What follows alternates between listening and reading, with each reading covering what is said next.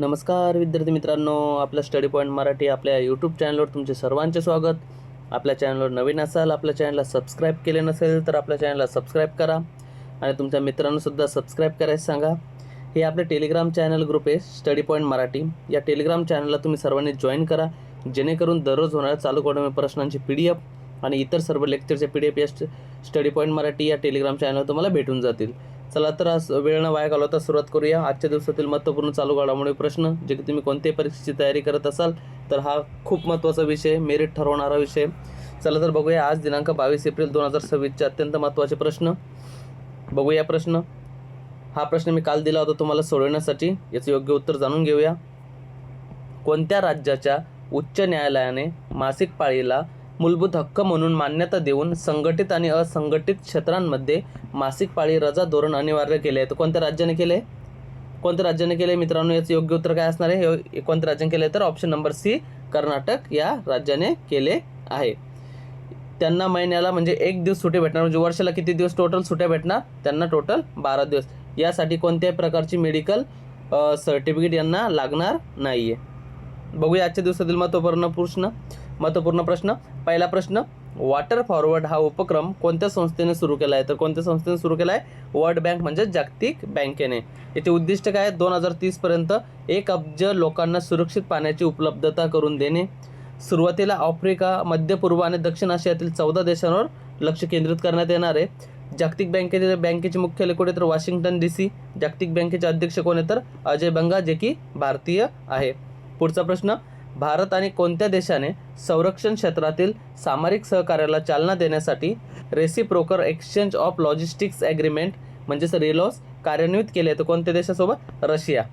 यामुळे आर्क्टिक प्रदेश आणि हिंद महासागरात भारतीय नौदलाची ताकद वाढणार आहे. यामुळे रशियाची राजधानी कोणती आहे? तर मॉस्को आहे. रशियाचे राष्ट्राध्यक्ष कोण आहेत? तर व्लादिमीर पुतिन. आणि रशियाचे चलन कोण आहे? तर रशियन रुबल. पुढचा प्रश्न बघूया मित्रांनो. होली हँड म्हणून ओळखले जाणारे आणि नुकतेच वयाच्या 68व्या वर्षी निधन झालेले ब्राझीलचे प्रसिद्ध बास्केटपटू कोण होते? तर कोण होते? Oscar Smith. सलग 5 ऑलिम्पिक खेळांमध्ये त्यांचा सहभाग होता. ऑलिम्पिक इतिहासात सर्वाधिक 1093 गुण त्यांनी स्पर्धेमध्ये मिळवले होते. बास्केट हॉल ऑफ फेममध्ये सुद्धा त्यांचा समावेश करण्यात आला आहे.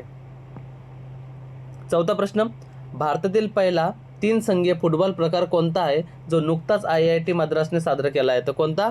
Omega ball.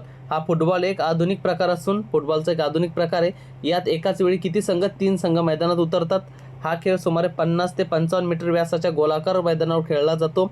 गोलाकार मैदानाच्या परिघावर समान अंतरावर 3 गोलपोस्ट असतात. पुढचा प्रश्न पाचवा,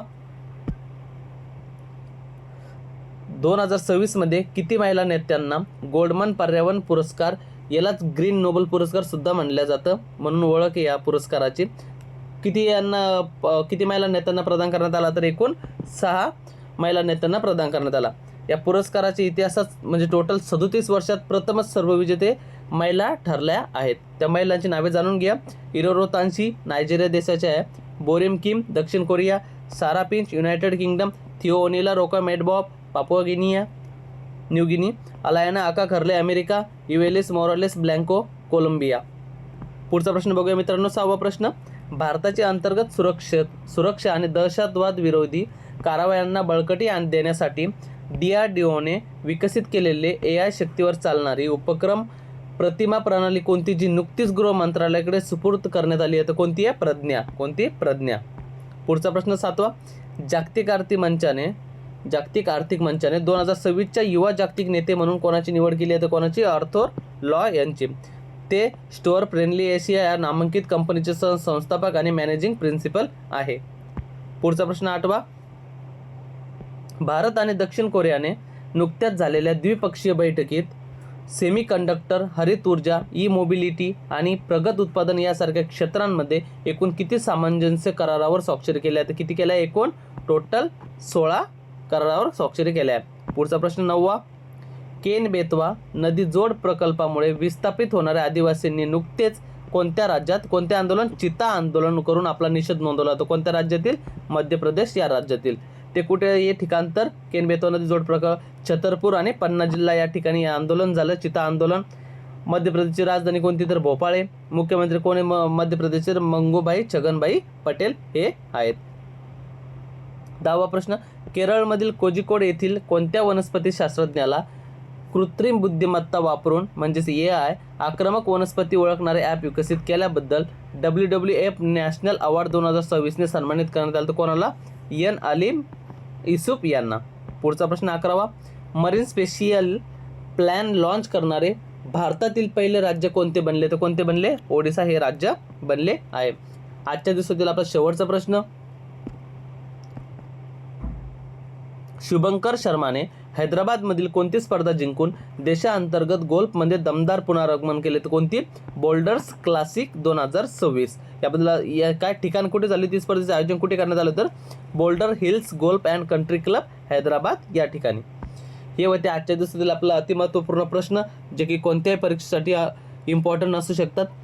हे प्रश्न तुमच्यासाठी, याचं योग्य उत्तर तुम्ही मला कमेंट बॉक्समध्ये सांगा.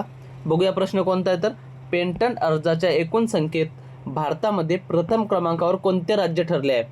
ऑप्शन पर्याय नंबर महाराष्ट्र, पर्याय नंबर बी गुजरात, पर्याय नंबर सी तामिळनाडू, पर्याय नंबर डी केरळ. यापैकी जे योग्य उत्तर तुम्ही ते कमेंट बॉक्समध्ये टाईप करून सांगा.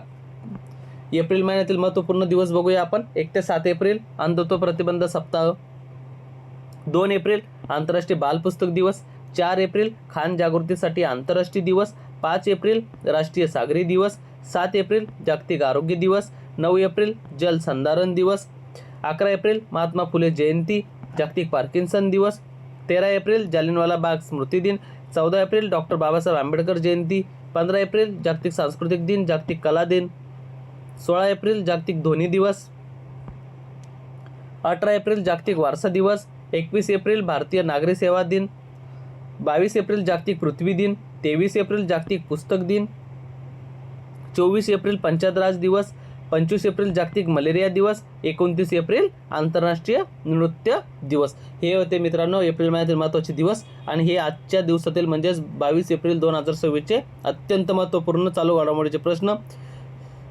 या प्रश्नाची PDF तुम्हाला आपल्या स्टडी पॉईंट मराठी या टेलिग्राम चॅनलला भेटून जाईल. याची लिंक मी तुम्हाला डिस्क्रिप्शन बॉक्समध्ये देईल. तिथून तुम्ही या चॅनलला जॉईन करा. इथे तुम्हाला दररोज प्रश्नांचा सरावसुद्धा आपण घेत असतो. म्हणजे तुमचं चालू घडामोडी विषयाची संपूर्ण तयारी आपण या टेलिग्राम चॅनलला करून घेत असतो. आणि इतर सर्व परीक्षांचे सुद्धा आपण लेक्चर स्टडी पॉईंट मराठी या यूट्यूब चॅनलवर घेत असतो. त्यामुळे तुम्ही आपल्या यूट्यूब चॅनलला सुद्धा सबस्क्राईब करा. तुमच्या मित्रांना सुद्धा हा व्हिडिओ शेअर करा, त्यांना सुद्धा सबस्क्राईब करायला सांगा आणि त्यांना सुद्धा आपलं चॅनल जॉईन करायचं सांगा. चला तर मित्रांनो, व्हिडिओ आवडल्यास लाईक आणि शेअर करा. भेटूया पुढच्या व्हिडिओमध्ये. तोपर्यंत धन्यवाद मित्रांनो.